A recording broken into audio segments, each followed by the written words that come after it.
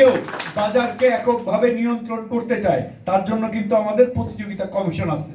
আমরা যদি দেখি 2, 4, 5 জন বাজার নিয়ন্ত্রণ করতেছে, আমরা কমপ্লেন পাইলেই তাদের বিরুদ্ধে ব্যবস্থা নিব, তাদেরকে আমরা কোটা করে দিব।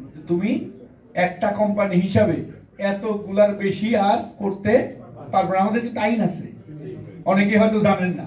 চাইলে আমার টাকা থাকলে আমি সব চাইল কিনা, ওই যে বললেন না যে চাইল কিনা ও 1 বছর বসে থাকবো, ওই অধিকার তাকে দেওয়া হয় নাই। আমরা শুধু ইনফরমেশনটা পাইলেই তাদের ব্যবস্থা নিব। আমার 3 সিজনে ধান হয়। আমি যে জায়গা থেকে আসছি ওখানে একমাত্র কাজই হলো এগ্রিকালচার, এই মানে কৃষি পণ্য। 3টা ধান হয় 3 সিজনে। প্রত্যেক সিজনে যখন ধান হবে তার মাল সঙ্গে সঙ্গে তাকে ক্লিয়ার করে দিতে হবে। মাল মজুদ থাকবে একমাত্র সরকারের গোডাউনে ইমার্জেন্সির জন্য। কোনো ব্যক্তির গোডাউনে মাল জমা করে রাখার কোনো লাইসেন্স কাউকে আমরা দেই নাই। অতএব আপনারা এই জিনিসটা নিশ্চিত থাকেন। একদিকে যেমন আপনারা ব্যবসায়ী, আর একদিকে কিন্তু আপনারাও ভোক্তা। আমিও কিন্তু একজন ভোক্তা। ওই যে একজন বলছে 25 বছর ব্যবসা করছি, তার আগে তো 10 বছর কাঁচা বাজার করছি। মোহাম্মদপুরের কাঁচা বাজার আমিই করছি। তো আমি সবসময় বাজারে না গেলে আসলে এলাকার অবস্থা বোঝা যায় না। তো আপনি বাজারে যারা সম্পৃক্ত আছেন তাদেরকে আমি বিনীতভাবে অনুরোধ করব, বাজারটা যেন, বাজারের মূল নিয়ামক কি?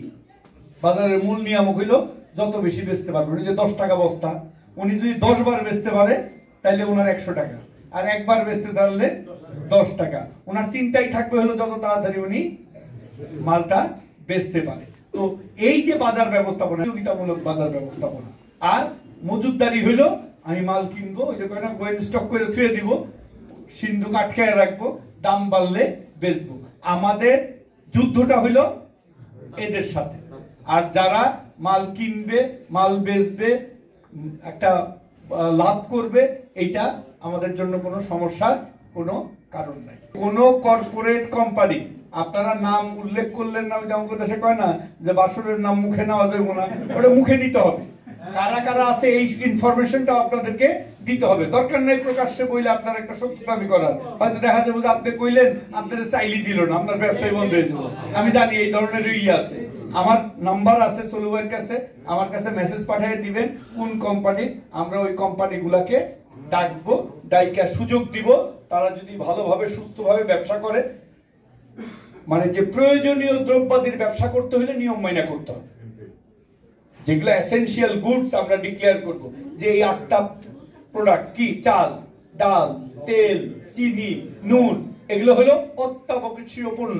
অত্যাবশ্যকীয় পণ্য নিয়ে কেউ ব্যবসা করলে তাকে নিয়ম মাইনা করতে হবে। সে আপনি বড় হন আর আপনি ছোট হন, এটা আমাদের দেখার বিষয় না। সংবাদ, ফিচার ও অনুষ্ঠানের জন্য ভিজিট করুন সংবাদ প্রকাশের ওয়েবসাইট এবং যুক্ত থাকুন ফেসবুক পেজ ও ইউটিউব চ্যানেলের সঙ্গে।